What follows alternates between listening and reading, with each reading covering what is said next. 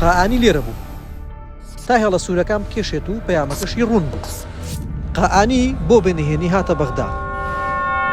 بەغداد مەیدانی کلاسیکۆ سیاسەکەی واشنگتن و تاران ئەو پایتەختەی جارێکی دیکە بۆتەوە بە چقی ململانەیەشی بێدەنگ، بەڵام ئەم جاریان جیاوازە لە بەرەوەیکە زۆر چارەنووساز. لە کاتێکا کە شەقامەکان لە چاوەڕوانی گۆڕانکاریدان و باڵوێزخانە و بارەگاکان جمەیان دێ لە جموجۆڵی دیبلۆماسی و هەواڵگری، ئەو ئێسا گوزەرێ قۆناغێکی تەواو هەستیاری ئەو شێبڕکەیە کە پێوترێ کلاسیکۆی سیاسی نێوان دوو زلهێزەکەی ئەم گوزەرە، ئەمریکا و ئێران. خەڵاتەکەش تەنها یەک شتە، ئەویش چییە؟ شێ ئەبێتە خاوەنی کلیلەکانی کۆشکی حکوومەتی نوێ، مەبەستم حکوومەتی عێراق. و زانیارەکان ئاماژە بەواکەن کە تاران دەیەوێ پێش هەر جوڵەیەکی واشنگتن ناوماڵی شیعە ڕێخاتەوە و ئامادەکاری کە تەواوەتی بکە بۆی کە لە داهاتووی وڵاتەکەی ئاگوزێت. قائانی لێرەیە تا هێڵە سوورەکان بکێشێت و پەیامەکەشی زۆر ڕوونە. ئەڵێ چی؟ ئەڵێت سەرۆکوەزیرانی داهاتوو بە هیچ جۆرە نابێ مەیلی بەلای ئەمریکایە بێ، واتە هێڵی سوورە.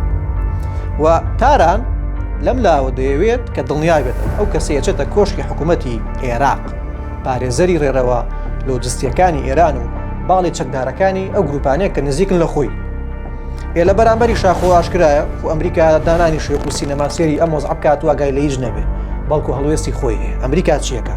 لەلایەکی دیکەوە تۆمباراکی ڕاستپاردۆ کە لە ماوەکانی داهاتووە بە زووترین کات سەردانی عێراق بکە بۆ ئەوەی کە کاریگەری هەبێت لەسەر دیاریکردنی ئەو سەرۆکوەزیرانە و کەسێک نەبێ کە لە ئێران و نزیک بێ و کۆنتڕۆڵی ئێرانی لان.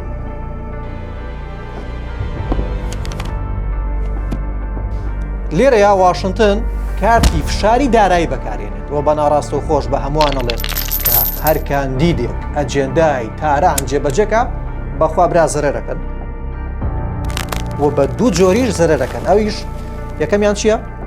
گەماروی ئابووری و دووهەمیشیان بڕینی دۆلار کە هەمیشۆک و مۆتەکەی وابووە بۆ گەلی عێراق.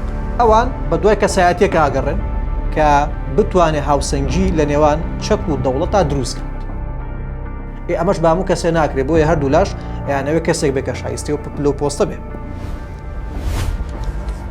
ئێستا بڕیارە قورسەکە لای چێە؟ لای عێراقیەکانە.